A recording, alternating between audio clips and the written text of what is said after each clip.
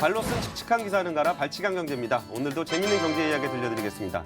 안녕하세요. 상식의 반대말은 욕심이라고 생각하는 상식주의자 권순우입니다. 최근 코로나19가 우리나라 경제에 직접적인 영향을 좀 미치고 있는 것 같아요. 정말 유례를 찾아볼 수 없을 정도로 저도 이제 기자 생활 10년 넘게 하는데 2008년 금융위기도 겪어봤지만 이렇게까지 사람들 사이의 거리가 멀어지면서 경제가 어려워지는 모습은 좀 처음 보게 되는 것 같습니다. 이와 함께 우리나라의 미래에 또 다른 굉장히 중요한 그 분기점이 될 수 있는 4월 총선을 또 앞두고 있습니다. 그래서 저희가 그 4월 총선 중에 그 경제 분야의 차기 리더들의 화두를 한번 들어볼 수 있는 영입인사 인터뷰를 릴레이로 진행을 하고 있는데요.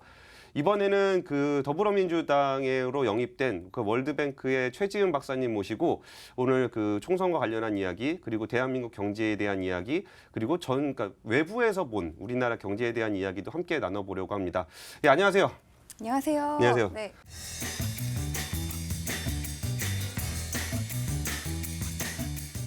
제가 그 총선 후보들 다양한 국회의원들을 봤는데 네. 사실 그 국제기구 경험이 있으신 분들을 보는 건 좀 낯설 수도 있을 것 같아요. 그래서 사실 그 제가 유권자라고 한다면 지지를 할 때 저분이 국제기구에서 왔다라는 것이 어떤 이미지로 비춰지는지 저는 사실 잘 모르겠어요. 네. 그래서 그 국제기구에서는 좀 어떤 일을 하셨었고 어떤 계기로 이제 한국에 돌아와서 정치를 해야 되겠다고 생각을 하게 되셨는지 좀 이전까지의 스토리를 좀 부탁드릴게요. 네, 저는 이제 세계은행이라는 빈곤 퇴치와 상생 경제라는 이제 그런 목적을 가진 국제금융기구에서 일을 했어요. 보통 IMF는 우리나라가 이제 97년 외환위기 때 경험을 해서 다 하셔서 알죠. 잘 예, 아시잖아요. IMF랑 월드뱅크랑 나란히 붙어 있고요. 백악관에서 아주 가까운 뭐 한 2분 정도 거리에 있고 예. 이렇게 그렇게 여러 가지 일을 하는 국제금융기구입니다. 예. 저는 거기서 뭐 이제 처음에는 제일 최근에는 중국, 그 전에는 중앙아시아, 뭐 CIS 등 체제 전환 국가, 예, 예. 그리고 그 전에는 이제 아프리카 국가, 뭐 그리고 남동유럽 국가를 담당해서 예, 예. 이제 그런 나라들의 경제 정책을 만들고 또 예. 이제 긴급 자금이 필요한 나라에는 차관을 빌려주는 그런 일들을 했습니다. 그 은행에서 그 정책 제안 같은 것도 막 하셨나 봐요? 그렇죠.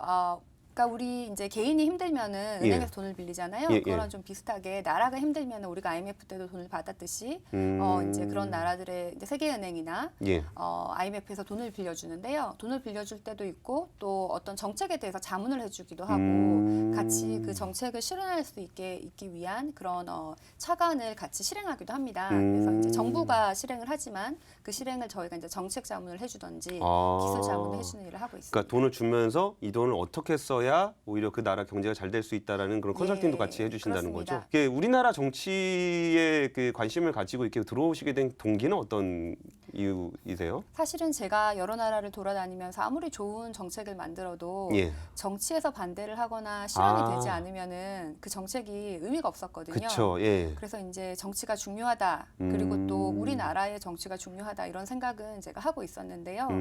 제가 할 필요가 있다고 생각한 적은 한 번도 없어요. 그런데 이제 인재 영입 그 제안을 받으면서 예. 네가 와서 한번 바꿔봐라 그러는데 말만 하지 말고 직접 행동해라 뭐 이런 근데 이제 개념이기도 제가 이제 하고. 뭐 저는 전문가고 뭐 이러면서 안 오면은 앞으로 비판할 자격이 없을 것 같았어요. 그래서 그런 마음으로 오게 됐고. 알겠습니다. 저는 그 최 박사님 커리어 보고서 이제 같이 인터뷰를 뭔 얘기를 할까 하다가 제일 먼저 궁금했던 건 저기예요. 그러니까 우리가 이제 우리나라 안에 있을 때는 뭔가 디테일하게 잘 보이는 것 같지만 사실은 좀 밖에 있어야 보이는 게 좀 있을 것 같아요. 네. 근데 우리가 알고 있는 대한민국 경제는 뭔가 이게 고도 성장기를 거쳐서 여기까지 온 다음에 지금은 약간은 저성장 국면으로 들어서면서 거기서 생겨나는 어떤 일종의 그 부적응, 네. 그러니까 고도 성장에서 오는 그 습관들과 저성장 국면은 굉장히 좀 다르잖아요. 네. 그랬을 때 외부에서 보셨을 때 한국 경제의 현 주소에 대해서 좀 이렇게 코멘트를 하자면 좀 어떻게 보이셨어요? 일단은 크게 봤을 때는 이제 한국 경제는 굉장히 성공한 모델이에요. 사실 우리는 원조를 주다가 예. 원조를 받다가 원조를 주는 몇 안 되는 그런 기적 같은 나라거든요. 예, 그래서 세계에서 뭐 가난한 나라에서도 굉장히 희망을 주는 나라고 또 요새는 이제 한류 이런 것 때문에 부자 나라에서도 오히려 이제 이렇게 부러워하는 예, 좋은 예. 예가 되고 있어요. 경제도 뭐 우리나라는 가장 빠른 시일 내에 산업화 민주화를 하는 아주 기적 같은 나라기 때문에 예, 예. 큰 흐름에서는 아주 자부심이 있는데요. 예. 지금 경제적 문제를 봤을 때 지금 국민소득 4만 불을 향해서 가고 있는데 여러 가지 구조적인 문제로 쉽지가 않습니다. 예, 예. 그래서 이제 제조업 중심이 나라인데 제조업이 좀 약화되고 예, 예. 그러다 보니까 일자리도 많이 창출되지 않는데 그게 이제 신산업으로 채워져야 되는데 그 예. 속도가 잘 하고 있지만은 그래도 더 빨라야 우리가 그 국민소득 4만 불로 갈 수 있지 않을까 뭐 이런 것도 있고요. 근데 전반적으로 이제 우리 사회에 지금 현재 뭐 재정 건전성이라든지 신용 등급, 뭐 성장 이렇게 지표는 사실은 양호합니다. 예, 예. 다른 나라에 비해서. 예. 근데 이제 생산성이 결국은 가장 큰 장기적인 성장의 중요한 부분인데 예. 전체적으로 우리나라의 생산성이 그렇게 높지가 않습니다. 노동 생산성이. 음. 근데 사실 이제 제가 보는 우리 노동자들의 생산성은 매우 높거든요. 예, 예. 그래서 구조적으로 개인의 뭐 교육 수준과 개인의 그 근로 뭐 근로 의지라고 그럴까요? 예, 예. 그런 건 높지만 전반적으로 생산성을 떨어뜨리는 사회 구조가 문제다라고 생각을 하고 저는 이제 그것을 특히 기득권의 생산성의 문제라고 생각을 합니다. 그래서 좀 바꿔 말하면 좀 윗대가리부터 잘해야 된다 뭐 이런 얘기인데요. 그러면 질문 순서를 좀 바꿔볼게요. 이 네, 말씀 꺼내셨으니까 그 생산성 얘기가 저는 굉장히 인상적이었어요. 그 생산성이라는 게 아까 말씀하셨던 우리나라의 그 교육 수준, 뭐 대학교 네. 진학률이라든지 그 근로 시간, 네, 근로 시간 거의 맞습니다. OECD 뭐 예, 탑급을 찍고 예, 있으니까 예. 그러면은 굉장히 똑똑한 사람들이 굉장히 많은 시간을 일을 하면은 당연히 우리가 생산성은 잘 나올 거라고 이제 생각을 해요. 그래고 노동 생산성이 낮다는 얘기를 저도 방송에서 몇 번 했었는데 네. 그럼 엄청 화를 내세요. 이렇게. 네. 아니 노동이 왜 생산성이 낮냐?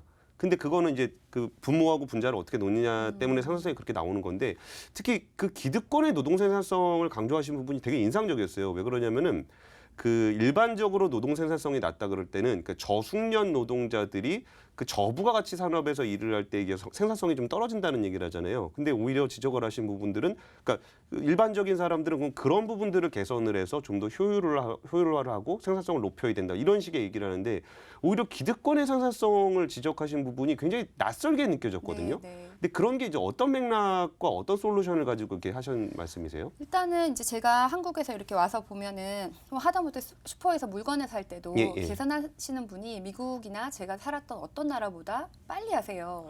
우리 그쵸. 개개인의 생산성, 서비스 산업의 노동자들의 생산성이 굉장히 높거든요. 예, 예. 근데 이 경제적 지표로 봤을 때는 OECD에서 우리가 아주 낮은 OECD 국가들 중에 생산성이 낮고 예. 특히 중소기업, 특히 서비스업의 생산성이 낮아요. 예, 근데 예. 제가 체감하기는 그렇지가 않거든요. 예, 예. 그래서 이게 구조적으로 어떤 문제가 있을까? 뭐 자영업자가 많고 소상공인이 많고 이런 뭐 큰 흐름에서는 그런 문제도 있지만 또 전반적으로는 우리 사회가 이렇게 올라갈수록 돈을 많이 받을수록 돈 예. 받는 만큼 일하는 구조가 아니고 올라갈수록 좀 일을 덜 하는 그런 구조가 있는 것 같아요. 그래서 이제 예를 들어서 이제 열심히 일을 해가지고 올라가면은 이만큼 올라왔으니까 이제는 좀 적당히 해야 된다. 그리고 이렇게 보이지 않는 뭔가 울타리를 치고 그 안에서 이제 다른 사람이 라떼는 들어오지 말이야 하고 뭐.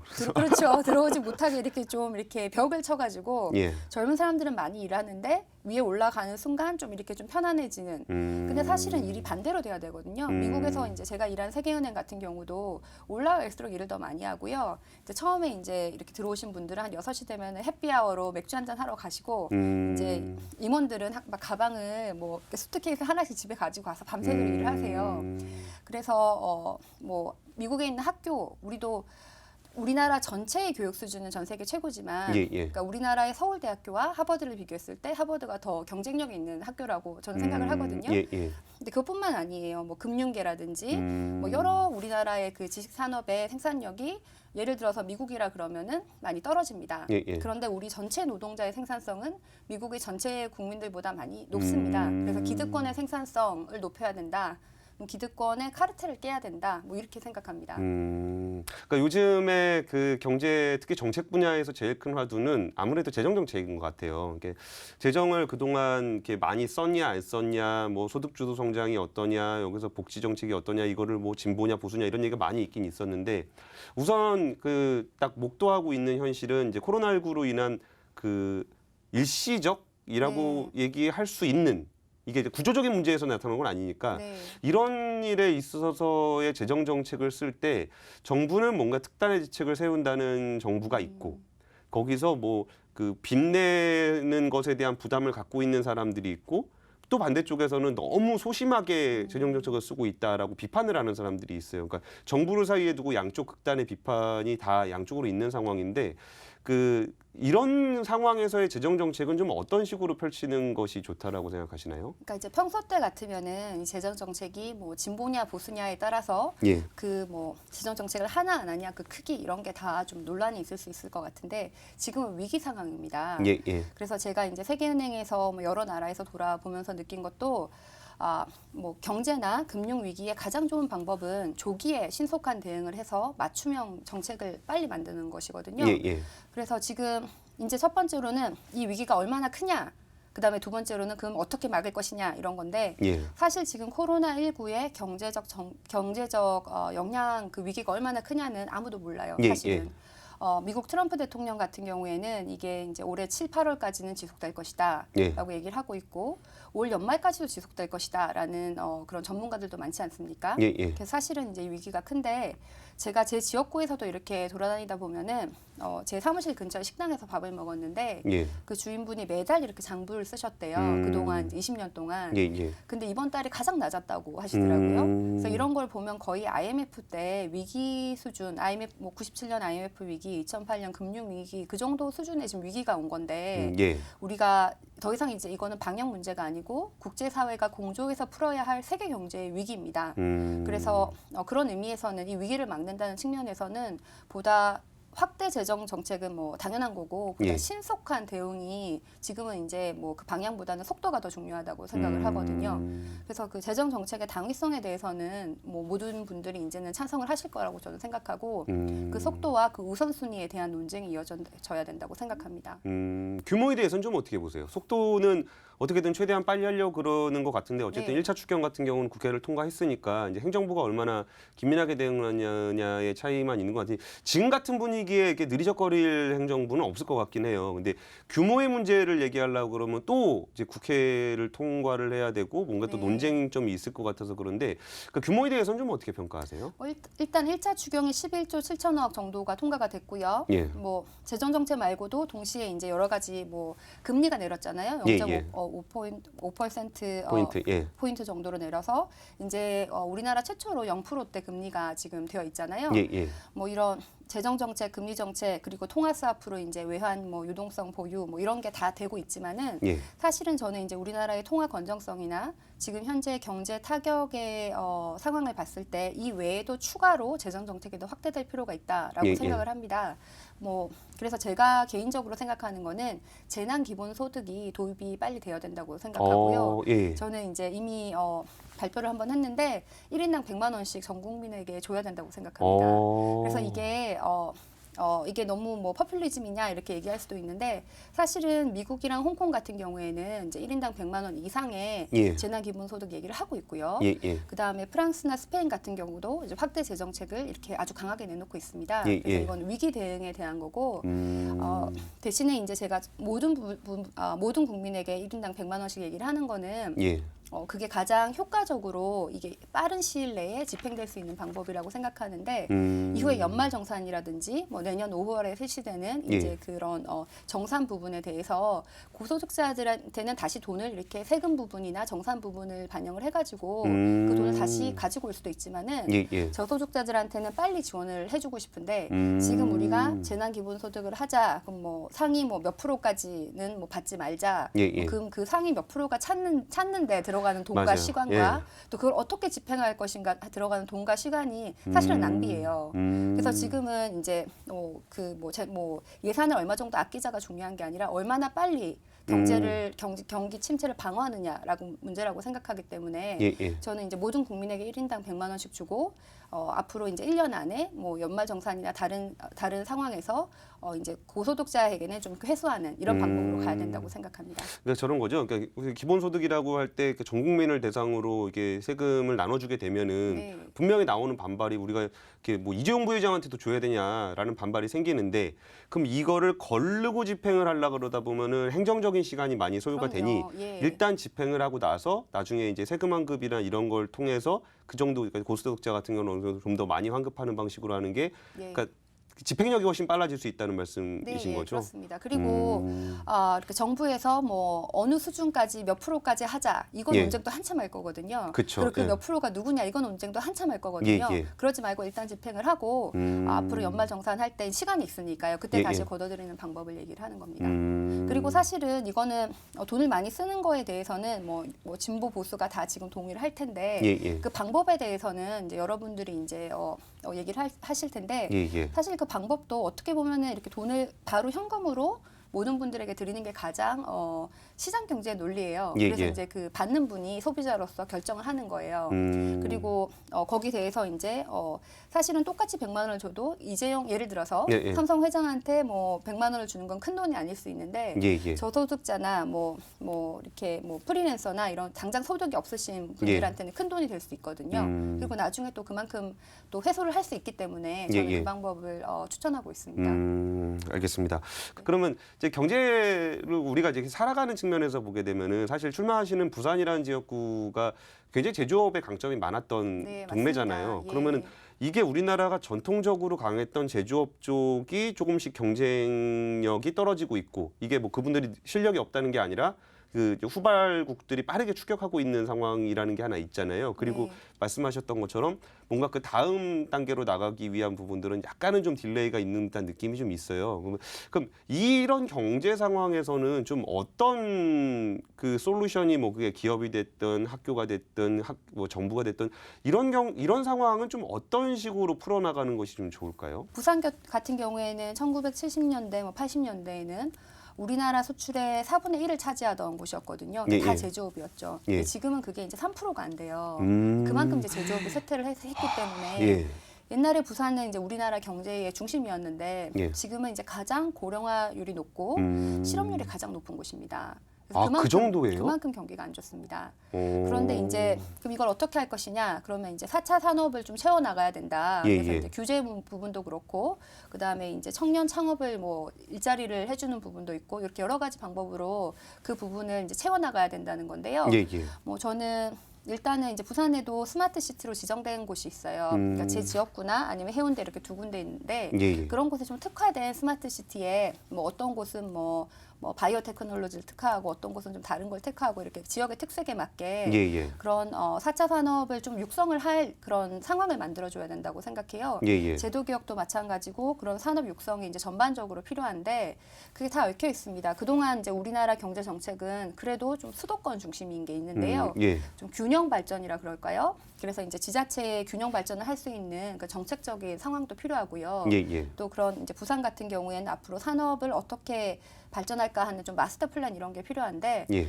일단은 이제 청년 창업센터라든지 그런 거를 육성하는 방법도 있고 또 지금 뭐 자동차 조선 이런 게 동남권에 많았는데 예, 예. 그걸 이제는 무슨 뭐 전기 자동차라든지 음. 뭐 새로운 산업으로 같은 산업 안에도 좀 더 발전된 기술이 접목할 수 있게 예, 예. 그렇게 해줘야 되거든요. 그래서 아시다시피 그 자동차 서비스 공유업체 우버가 예, 예. 현대차보다 기업 가치가 몇 배나 더 높습니다. 예, 그게 예. 우리가 가야 할 미래입니다. 예. 그리고 우리나라는 이제 1인당 R&D가 전 세계에서 가장 높고 예. 또 교육 수준도 아주 높지 않습니까? 그렇죠. 그래서 이 가지고 있는 인적 자원과 앞으로 우리가 가야 할 방향을 잘 매칭하는 게 부산 경제나 뭐 우리나라 경제에 위해서 필요한 일이라고 생각합니다. 알겠습니다. 근데 이게 이런 상황과 맞물려서 돌아가는 것 같기도 해요. 이게 그 기존에 있는 산업들이 계속적으로 성장을 한다 그러면 이제 누구나 다 그 배를 타고 갈 수 있는데 이 배에 탑승할 수 있는 사람이 점점 줄어들고 이미 탑승한 사람들은 차 있고 새로 탑승하려는 사람들은 좀 진입이 좀 안 되는 그러니까 청년 문제 얘기하고 싶어서 그러는 거예요. 그러니까 청년들이 정말 그 되게 그 청년들의 분노라는 것을 저도 사실 체감을 잘 못하다가 실제로 만나보면 아유 그냥 철없는 소리다라고 생각을 했었는데 막상 이렇게 하나하나 꼼꼼하게 따지고 들어가다 보니까 와 정말 답이 없구나. 네. 여기서 너무 진입 장벽이 높고 들어갈 수 있는 것이 좁고 그럼 결국은 그 친구들이 세상에 나와서 결혼을 해서 아이를 낳고 뭐 이러는 그 과정들이 다 연결이 되면서 붕괴가 되고 있는 것 같아요. 결혼도 적게 하고 출산도 적게 하고 이게 청년 문제의 어떤 그 일종의 서플라이 체인 같은 느낌이 좀 있었거든요. 그럼 네. 이런 청년 문제에 대해서는 좀 어떻게 보고 계세요? 제가 세계은행에 있을 때 미래 일자리 보고서라는 걸 쓴 적이 있는데요. 미래 일자리 보고서요? 네, 오, 네. 근데 굉장히 이제 매력적인 그게 제목이네요. 이제 저개발 국가, 특히 아프리카를 대상으로 쓴 건데 예. 이제 선진국에서는 4차 산업혁명, 뭐 이런 기술혁명 때문에 양극화가 더 심해졌어요. 예, 예. 중진국이 더 심하고요. 근데 후진국에서는 사실 양극화가 줄었어요. 아, 그러니까 예를 그래요? 들어서 이제 모바일 뱅킹 이런 게 은행이 없었던 곳에 그 대체 서비스를 제공함으로써 농민들이나 옛날에 그 은행 서비스를 받지 못하는 분이 혜택을 받음으로써 양극화가 더 준 거예요. 예, 예. 그런 방법으로 기술이 양극화를 오히려 심화시키는 게 아니라 기술 때문에 양극화가 줄었다라는 정책을 만들면은 여러 명이 탈 수 있는 게 커진다고 생각해요. 이제 다시 청년으로 가면은 예. 우리 청년의 문제는 지금은 이제 청년을 말씀하신 것처럼 청년을 탓할 문제가 아닙니다. 예, 예. 청년 진짜 우리 사회의 구조적인 노력을 문제예요. 안 해서 그런 게 아닐까요? 그게 아니죠. 우리가 이제 뭐 저도 뭐 학창 시절 힘들었다 이런 얘기 하면은 우리 청년들한테는 투정으로 들릴 거예요. 그쵸. 그래서 예. 지금 이 사회 구조적인 문제인데 사실 이제 우리가 여태까지는 성장이냐 분배냐 이걸 가지고 뭐 진보냐 보수냐 이런 얘기를 했잖아요. 예, 예. 그래서 뭐 성장을 먼저 해야 된다, 파이를 키워야 된다, 아니다 분배를 해야 된다 이거였는데 예. 사실은 이게 성장과 분배를 따로따로 잘하는 것이 아니라 성장하면서 소외된 집단을 이끌어내는 게 저는 포용적 성장이라고 문재인 정부가 말하는 포용적 성장이라고 생각하거든요. 예, 예. 그래서 이제 기술 때문에 분배가 악화되었다가 아니라 기술 발전 때문에 분배도 좋아졌다는 걸 성장하면서 같이 가야 되고 그 가운데 소외계층의 청년이 가장 많이 들어갑니다. 그래서 구체적으로 이제 지금 현 정부에서 하고 있는 청년 정책을 살펴보면은 예. 사실은 그런 고민을 하고 있어요. 뭐 예. 아직도 부족하지만 그런 고민을 하고 있는데 한 가지는 청년 창업에 대한 많은 지원을 하려고 해요. 그래서 예. 이제 청년 창업 센터라든지 그리고 이제 청년들이 구직할 때까지 그 비용이나 아니면 멘토링을 좀 더 잘 뭐 지원하는 거 그런 걸 하고 있고 예. 두 번째로는 주거 문제에 대해서 많은 고민을 하고 있는데요. 예, 예. 청년이랑 신혼부부를 대상으로 한 주거를 이제 정부가 10만 호로 공급하겠다. 이것도 이번에 총선 공약으로 냈잖아요. 예. 그래서 이제 주택 금융이라든지 주거 문제에 대해서 좀 많은 지원이 필요하다. 그리고 뭐 도심지에 원도심지에 이렇게 좀 폐허가 된 건물 이런 걸 리모델링 해가지고 뭐 행복 기숙사 이런 걸 청년들한테 제공하고 예. 이런 게 많이 필요하다고 생각합니다. 그래서 이런 건 지금 정부가 하고 있는데 예. 이 이상으로 청년들을 위해서 무엇을 해줄 것인가 이렇게 생각을 하면 저는 청년들의 상상력을 지원하는 정책 그리고 실패에도 일어날 수 있는 환경 이게 답이라고 생각합니다. 그래서 예. 결국은 일자리고요. 그러니까 사회 전반적 구조적으로 이제 일자리가 더 많이 생겨야 되지만 기득권의 카르텔을 깨서 또 청년이 그 기득권에 들어갈 수 있어야 되고요. 예. 근데 그 외에도 이제 청년들이 한번 질러볼 수 있는 시간과 환경을 줄 수 있는 게 이제 우리가 정치가 해줄 수 있는 거라고 생각하고 우리 정치에 지금 청년의 목소리가 굉장히 작아요. 우리가 청년 문제가 심각하다 그러지만 예. 사실 20대 국회를 보면은 40대 미만까지를 청년이라고 하더라도 그 미만의 국회의원이 1%가 안 돼요. 그게 참 아이러니한 예. 게 제가 이제 그 국회 분들하고 같이 얘기할 때 청년 얘기하는데 그분이 청년이라고요? 그랬더니 국회 기준으로 청년이라고. 그게 그만큼 청년 비중이 낮다는 거에 대한 반증이기도 한 것 같아요. 우리 국회가 그만큼 이제 40대 뭐 청년 노쇠하다. 얘기하시니까 갑자기 예. 그 생각이 났습니다. 노쇠하다는 예. 반증인데요. 저도 이제 만으로는 39인데 부산의 여야 후보를 막론하고 제가 최연소라고 합니다. 아, 그래요? 그러니까 그만큼 우리 정치가 노쇠하다는 겁니다. 사실은 이제 물론 제가 뭐 어려서 부족하다 그런 면도 있지만은 이제 우리 정치가 좀 더 젊어져야 되지 않나라고 우리가 포용적 성장을 얘기하는데 국회는 전혀 포용적이지 않거든요. 그래서 청년이라든지 여성이라든지 소외계층의 목소리가 더 많이 반영이 돼야 되는데 사실 이 정치권도 기득권의 카르텔이 있어서 청년이 이 장벽을 뚫기가 쉽지가 않아요. 그렇죠. 예. 그래서 이제 좀 제도적으로도 뭐 청년을 뭐 어느 정도 뭐 공천을 해줘야 된다든지 아니면 뭐 선거할 때 이제 뭐 내야 되는 뭐 처음에 등록할 때 내야 되는 비용 이런 게 있는데 청년에 대해서는 그런 걸 면제를 해준다든지 이런 아주 제도적 장치부터 뭐 국회가 해줄 수 있지 않을까라고 생각합니다. 알겠습니다. 그 마지막으로 4월에 좋은 결과가 있으실 경우를 가정해서 뭔가 내가 앞에서 해주셨던 얘기라도 상관없어요. 이런 거 해보고 싶다, 이런 정치인이 되고 싶다는 말씀 마지막으로 한 말씀 부탁드릴게요. 네. 저는 정치의 문턱을 없애는 접점을 없애는 정치인이 되고 싶습니다.